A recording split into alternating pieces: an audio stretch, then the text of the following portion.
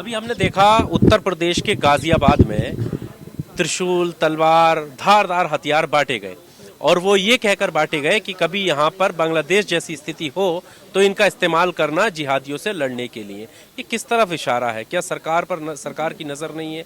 क्या जो हमारा सिस्टम है, कानून है, उसकी क्या नज़र नहीं पड़ती इस तरह के अपराध को करने के लिए? देखिए, तलवार ये पहली बार नहीं बांटी गई है। अगर ये कहें कि सरकार की नज़र से ये मामला चूक गया होगा कि गाजियाबाद में उन्होंने तलवारें बांटी, सरकार को खबर नहीं हुई होगी। सरकार ने इसमें एक्शन लेने की कोशिश भी की।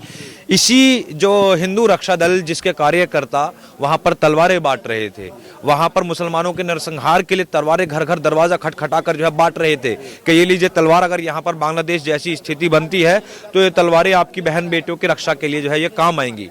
उस पर मैं कुछ लोगों से बात कर रहा था तो लोग ये भी कहते हैं कि ये तलवारें उस वक्त कहाँ चली जाती है जब उन्नाव में एक बेटी का बलात्कार होता है। ये तलवारें उस वक्त कहाँ चली जाती हैं जब हाथरस में एक लड़की की का बलात्कार के बाद हत्या हो जाती है और हत्या के बाद उसकी लाश को छीन कर जो है रातों रात जो है जला दिया जाता है। ये तलवारें उस वक्त कहाँ चली जाती है जब और भी इस मुल्क में मतलब जो है घटनाएं होती हैं। आप देखिए कि लगभग मोदी जी की सरकार में 15 से 16 लाख के करीब लड़कियां लापता है।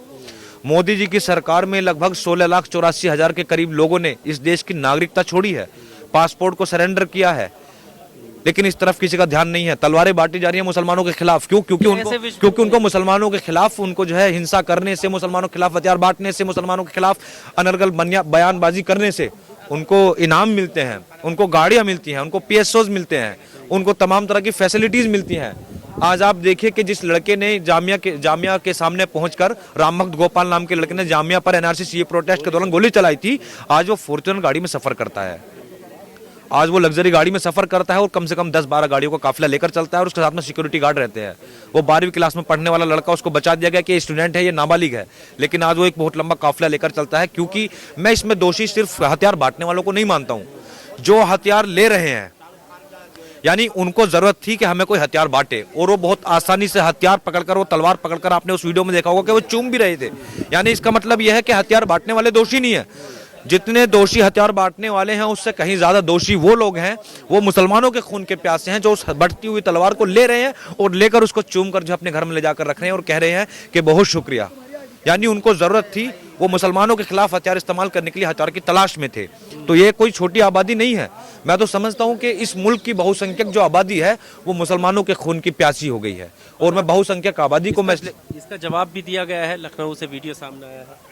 किसने जवाब दिया? जवाब दिया है कलम और गुलाब का फूल बांटकर। MIM वालों ने कलम और गुलाब का फूल बांटकर जो है इसका जवाब दिया है। लेकिन आपको लगता है कि जिनके अंदर मुसलमानों के खिलाफ इतनी नफरत भरी हुई है वो फूल जो है उन पर असर कर सकता है? जिन्होंने मोहब्बत का कभी नाम ही नहीं जाना है, जिनके अंदर जो है मोहब्बत के उसूल ही जो है बिल्कुल कायम नहीं हुए कभी, जिन्होंने कभी जो है नहीं जाना कि मतलब मोहब्बत क्या चीज़ होती है, क्या तलवार।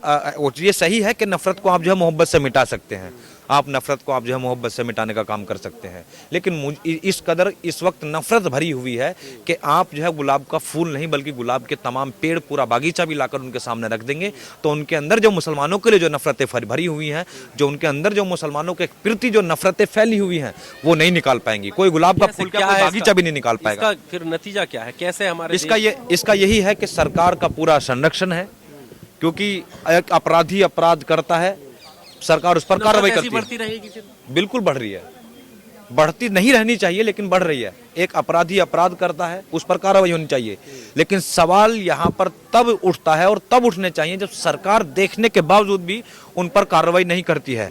क्रिसमस के त्योहार पर आपने क्या देखा? जगह जगह तोड़फोड़ की गई, वो भी तो इस मुल्क के अल्पसंख्यक है। उनके क्रिसमस ट्री तोड़े गए। जो इंदौर की वीडियो थी वो रुलाने वाली थी कि जब वो वहां पर उनके क्रिसमस ट्री जो उन्होंने सजा कर रखे हुए थे उनको तोड़फोड़ करने के लिए चले थे तो एक ईसाई समाज की लड़की वहां से मन से कहती है कि आप जय श्री राम ही तो सुनना चाहते हैं, हम जय श्री राम जोर से बोलने के लिए तैयार हैं, लेकिन कृपया करके आप हमारी मेहनत से एक तैयार करके खड़ा किया गया ये ट्री मत तोड़िए। उसके बाद भी वो उसमें तोड़फोड़ मचा देते हैं।